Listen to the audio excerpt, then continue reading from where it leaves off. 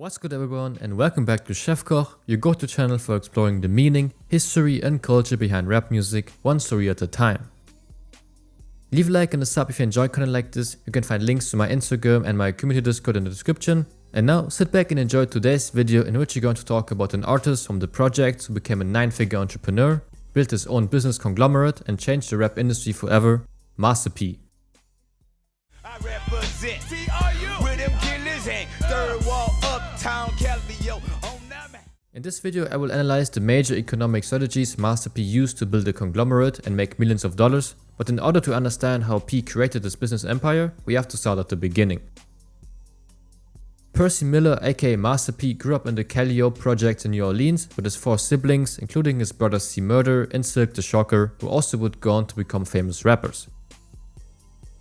P's childhood was sadly marked by the violence in his neighborhood, but he also was a really talented basketball athlete, moved out of New Orleans and went on to study business administration in Oakland, California. But everything changed with the death of Miller's grandfather. P inherited $10,000 as part of a medical malpractice settlement, and with this money he opened a record store in Richmond, California called No Limit Records and Tapes, which later became the foundation for P's label No Limit Records. Due to being introduced to the retail and procurement side of the music business, it motivated him to start recording his own tapes and try a career as a rapper himself, and Master P would release his debut studio album Get Away Clean in 1991. After that, he moved back to New Orleans and started building a southern rap network and began surrounding the Limit Records with other rappers like his brothers C Murder and Silk the Shocker, and also gained more attention in the industry in the mid-1990s as a member of the 504 Boys and the Real Untouchables, especially thanks to the song I'm 'Bout It 'Bout It. Of course, Master P dropped solo records consistently as well, but my personal highlights being Ice Cream Man from 1996, as well as his breakthrough album Ghetto D from 1997, with hits like Make Em Say and Stop Hating. I gotta say, that project really is goated and actually sold 760,000 copies in its first week independently. But now we need to look behind the scenes and answer an important question: how did Master P manage to sell all those records? Remember, it's the mid-1990s and commercially successful rap music practically only comes from LA or New York. Well, Miller began selling his tapes and CDs out of the trunk of his car in every city in America where there was potential demand for his music, starting in southern cities like New Orleans, Houston or Atlanta, to build dominance in the underserved southern rap market that would explode in the decades to come. Master P also gave out free samples to DJs or people with expensive cars and had them playing his music throughout their neighborhoods.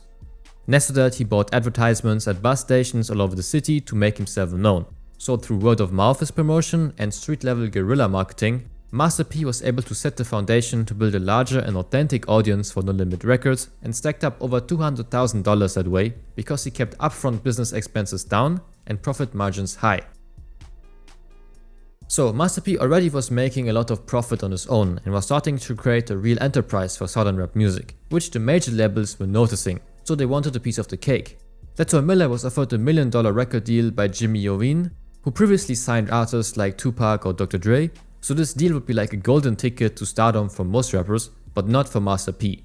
He actually turned down the 7-figure deal because he didn't want to surrender control of his own company, No Limit Records. So already at that time he was working by the motto product outweighs talent. And remember, this all happened in the 90s at a time where it was normal to take the first record deal that the major label offered you. But Miller was one of the only artists to recognize that this wasn't an equal relationship but often an adhesion contract.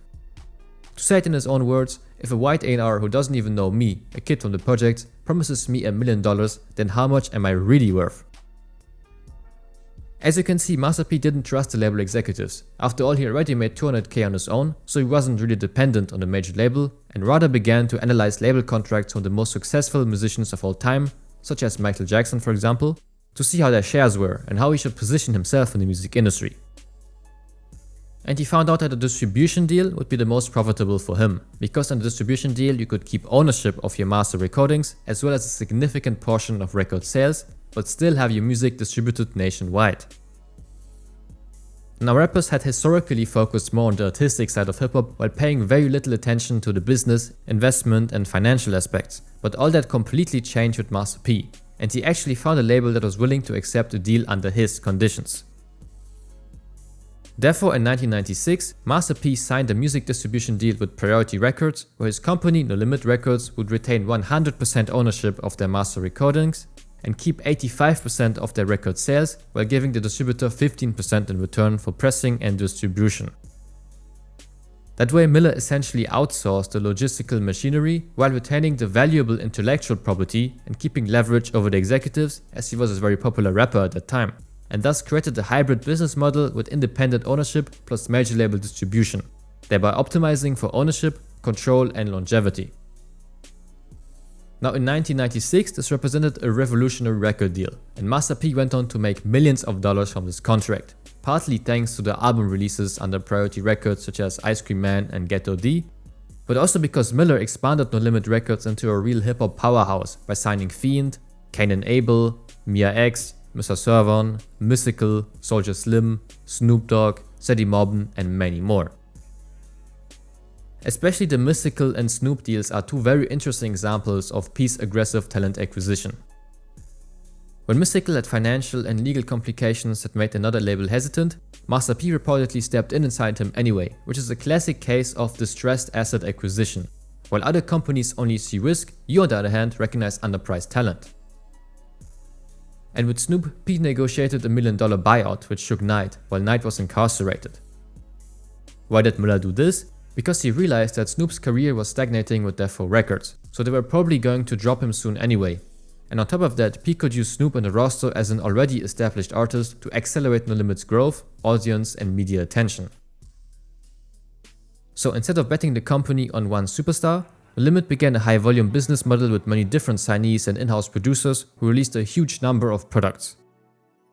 In 1988 alone, No Limit reportedly released 23 albums, with 10 reaching gold or platinum certification. Now this flooding the market strategy has since been replicated by a lot of rappers, especially by Gucci Mane and Lil Wayne during the mixtape era, but Master P started this trend in the 90s already. In addition, Master P used very innovative marketing strategies for the No Limit releases. First of all, P branded all of the releases with the No Limit logo, so that the design became a visual identity that everybody recognized, kind of like a football team. You might not know every player from PSG, but you for sure know their logo and team colors. And that's exactly what Miller did with his label. He put the iconic No Limit logo with the golden tank everywhere, used the unique pen and pixel graphics for each No Limit cover art to make his album stand out from the competition, and cross-promoted all his artists on each CD. Other than that, Miller used challenger branding to disrupt the market. No Limit Records used inexpensive music videos to promote their artists more efficiently, offered 20 songs per album whereas most albums only offered 15 or less, sold 2 disc compilations for the price of one, and used aggressive pricing strategies, allowing No Limit to move large quantities while being more affordable than the competition. On top of that, Master P was able to achieve vertical integration as company by taking control of multiple stages in its supply chain, such as recording, producing, marketing, processing and manufacturing, thereby achieving better quality control and lower transactional costs. And thanks to all of Master P's innovative marketing and branding strategies, No Limit Records became an independent ecosystem in the hip-hop industry, which sold more than 100 million records, while keeping the majority of the generated income for themselves. And with this cash, Miller was able to expand his conglomerate out of the music industry. His No Limit label was stagnating commercially in the mid-2000s anyway, so he started looking for other business ventures, which is called strategic diversification. It basically means don't lay all your eggs in the same basket, that way you survive market changes and stop relying on just one product. Master P therefore has since invested the millions of dollars he made from his record company into a travel agency, a sports management agency, a basketball team, a Foot Locker retail outlet, private real estate, stocks, toy making, streetwear and designer clothing, a cereal brand, telecommunications, a jewelry line, auto accessories, fast food franchises and even gas stations. Next to that, Master P went back to professional basketball for a while, wrote his own book and was active in the movie industry with his company No Limit Films, producing many movies like About It for example, which grossed $3 million and had his No Limit signees feature in them, thereby promoting the artist while also making the soundtracks for his movies himself to cross-promote his own records. As you can see, Master P was creating multiple ways to monetize the same audience and brand. For example, the No Limit music would bring passive listeners to No Limit's merchandise brand and turn them into active customers, Then you could introduce them to masterpiece movies and finally to other endorsements and companies. A real conglomerate strategy. So Master P was effectively exploiting customer lifetime theory before modern startup culture gave the concept a name. So as a conclusion, Master P changed the rap industry forever through his innovative marketing, branding and entrepreneurship. And his initial distribution deal revolutionized the music industry and gave more leverage to independent artists. The No Limit era therefore has to be remembered as one of the most economically clever and successful business moves in the history of hip-hop and has had a huge impact on the industry ever since. P also helped to make the South commercially unavoidable, putting on indirectly for southern artists like Outkast, UGK and 3 6 Mafia, but most obviously for Cash Money Records. Inspired by No Limit, they signed a 3-year, $30 million distribution deal with Universal in 1998 and became a huge rap powerhouse themselves. Next to that, P's entrepreneurship has had a big influence on the rapper-owned labels of the 21st century, like Gucci Mane's 1017, Young Thug's YSL, Young Money and many more. And the key element to take away from this video is that you can apply a lot of Master P strategies today, since it's still crucial for upcoming rappers to learn how they can turn their passive listeners into active customers, how to stand out from your competition, how to distribute your music properly, how to negotiate with label executives, and how to expand your profit into other industries. So if you're in the music business yourself, you might learn a couple things from P. But with that being said, thank you so much for watching this video till the end. I hope that I was able to explain all the economic strategies clearly, so leave a like if I did, and don't forget to subscribe to the channel. We are really close to the 2000 subscribers. Cheers!